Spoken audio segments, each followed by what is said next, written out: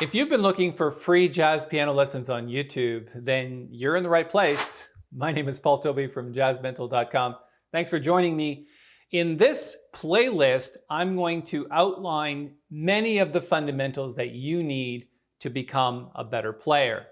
And I'm going to go through all of those fundamentals in this video, and then in the next video and the one after that in this playlist, I'm going to go through in depth the things you need to learn and some exercises on absolutely how to learn those things. I've even got downloadable PDFs for you to follow along.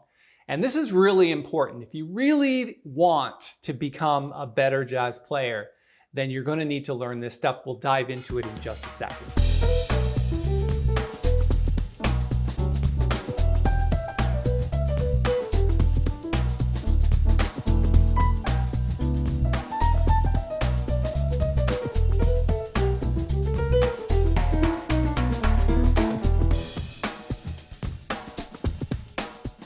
Okay, so in the end of this playlist, we're going to give you a backing track so that you can play along with the blues. And in the blues, there's a jazz blues progression that is really important for jazz players to learn and understand, and it can apply then to many other songs. So that backing track is essentially something that you can play along with as you learn the lessons in this series, so that you know exactly what to do when you're playing along with it. So here's some of the things that we're going to be talking about in this series. So the next video, we're going to dive into what's called the common 2-5-1 jazz progression.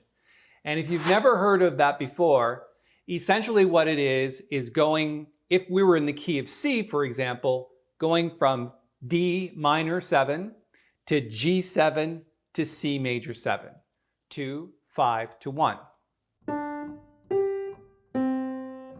Or in the bass. So I've put together a PDF of the voicings that you need to do as a piano player to play with your left and right hands. And those voicings look like this. So that's a 2-5-1 in C major, and then we're going to go on to the next key, which is B flat. So if we were in C, it's like this. And then if we go to B flat, it's. And then if we go to A flat major. And in the PDF, I'm going to give you all of the keys and how to play them, in what order. And why is this important? Because in jazz, you're never going to find just one key in a song. It's very rare that in a jazz standard, you're ever going to just stick to one key.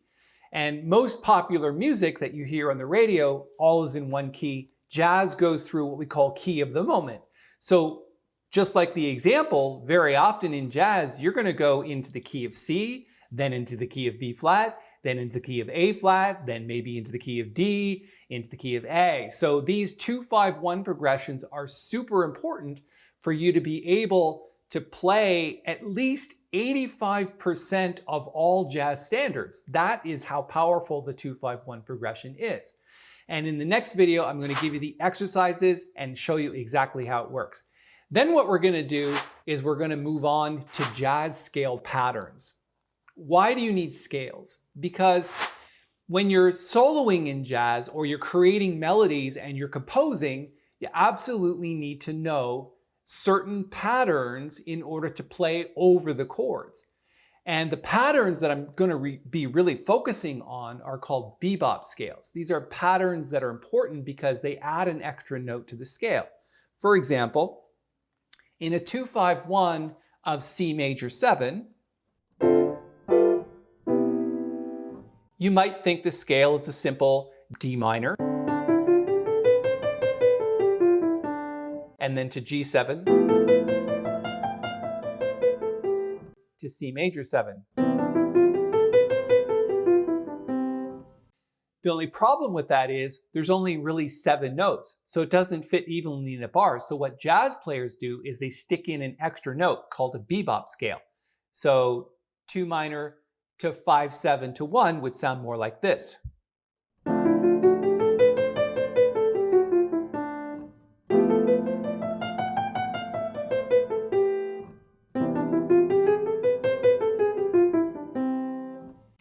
And I'm also going to give you the rhythm on how to play that properly as if you were soloing in eighth notes. And it would sound something like this.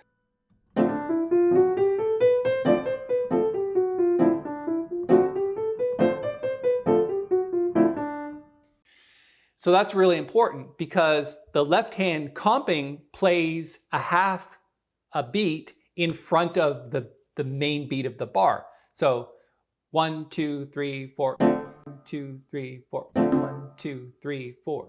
So that's really important because that exercise is not only going to give you what the left hand does, but it'll give you the right hand scales so that you can properly play solos over those chords. And it's going to give you the rhythm at the same time.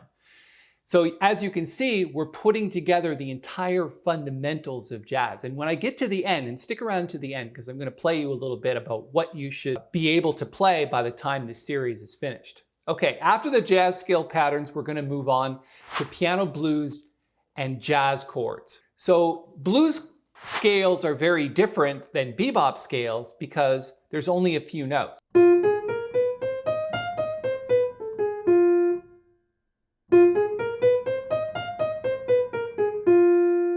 So how many notes is that? Really only 6 notes? And then it repeats. So along with that, we're going to show you a standard jazz blues progression and give you an example solo that is a combination of blues scales and jazz bebop scales. And that example I've actually written out for you. You can download it and practice it, along with the backing track that I'm going to give you as well. So we're going to discuss that whole solo, where it comes from, what scales are being used, and of course, the actual blues progressions that we normally use in jazz. Because blues is very different than jazz because blues has a lot less chords. Jazz likes to add filler chords and passing chords and more key of the moment stuff. So that's going to be an interesting exercise when we get there. It's definitely going to challenge you big time. And then the last video in this series is how to build a jazz solo.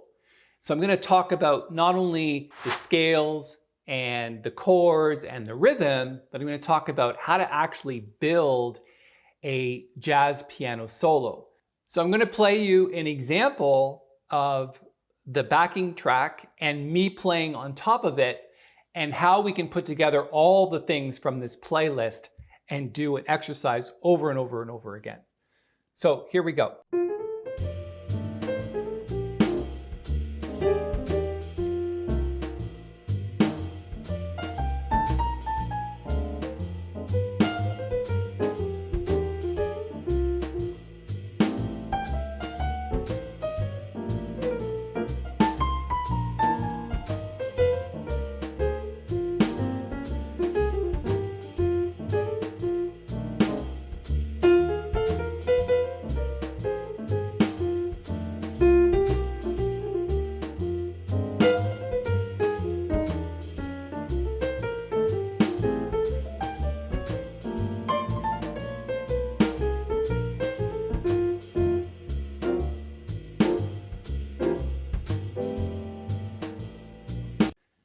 So that's really where I want you to get. I want you to be able to play along with that track, understand the chords and the scales that you're playing, and obviously the rhythm. If you noticed, my left hand was consistently that half beat in front of the main beat of the bar.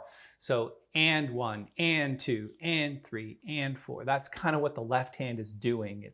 It's comping along, but also pushing that rhythm ahead, and the back beat, putting the emphasis on that back beat.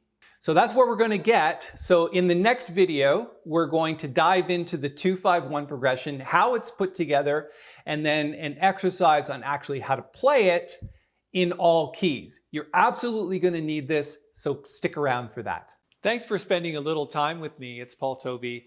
This is a fairly new YouTube channel, and we'd be really grateful if you could give it a thumbs up and subscribe to the channel. So we'll be adding about 5 videos a week, just like this one. The videos are mainly focused on technical skills development, recording tips, and even professional and business development for musicians like you who wants some help from a professional musician like myself. So I've toured 17 different countries, made 8 albums, was signed to a really good label, and made a full-time living as a professional artist.